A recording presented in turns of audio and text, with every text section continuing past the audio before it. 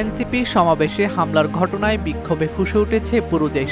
পরিস্থিতি এতটাই ভয়াবহ হয়ে দাঁড়ায় যে সেনাবাহিনীর সাজোয়াজানে করে গোপালগঞ্জ ছাড়তে বাধ্য হন এনসিপি নেতাকর্মীরা। এরপর খুলনা প্রেস ক্লাবে অবস্থান নিয়ে রাত 9:30টার দিকে সংবাদ সম্মেলন করেন। এ সময় নাহিদ ইসলাম অভিযোগ করেন, একটি দলের প্রধান নেতারা গোপালগঞ্জের মতো জায়গায় যাচ্ছে, অথচ প্রশাসন তাদের নিরাপত্তা নিশ্চিত করতে ব্যর্থ হয়েছে।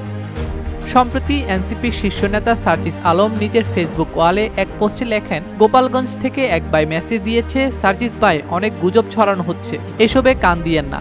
আমরা গোপালগঞ্জের মানুষ একটা জিনিস খুব ভালো করে বুঝে গেছি, খারাপ সময়ে শেখ হাসিনা সবার আগে নিজের পরিবারের সদস্যদের সেফ জায়গায় পাঠিয়ে দিয়েছে, এরপর নিজে সেফ জায়গায় চলে গেছে, কিন্তু আমাদেরকে, আমাদের পরিবারকে অনিশ্চিত ভবিষ্যতের মধ্যে ফেলে গেছে। সুবিধা নিয়েছে গুটি কয়েক মানুষ, কিন্তু ভুক্তভোগী আমরা সবাই।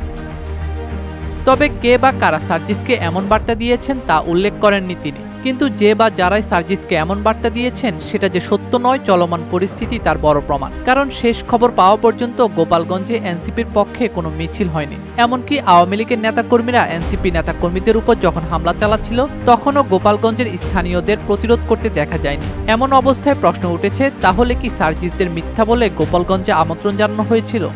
বুধবার দুপুরে গোপালগঞ্জ শহরের পৌর পার্ক এলাকায় পুলিশি নিরাপত্তায় সমাবেশ করে এনসিপি, যেখানে নাহিদ ইসলাম, সার্জিস আলম ও আক্তার হোসেন সহ কেন্দ্রীয় নেতারা বক্তব্য রাখেন। সমাবেশ শেষ হওয়ার পর এনসিপি নেতারা যখন গাড়ি বহরে মাদারীপুর রওনা হওয়ার প্রস্তুতি নিচ্ছিলেন, তখন আবারও ছাত্রলীগের কয়েকশো নেতাকর্মীরা তাদের উপর হামলা চালায়। এরপর থেকে পুলিশ ও সেনাবাহিনীর সঙ্গে হামলাকারীদের ব্যাপক সংঘর্ষ শুরু হয়। পরিস্থিতি নিয়ন্ত্রণে গোপালগঞ্জে কারফিউ জারি করেছে অন্তর্বর্তী সরকার। ডেস্ক রিপোর্ট, দৈনিক দেশকাল।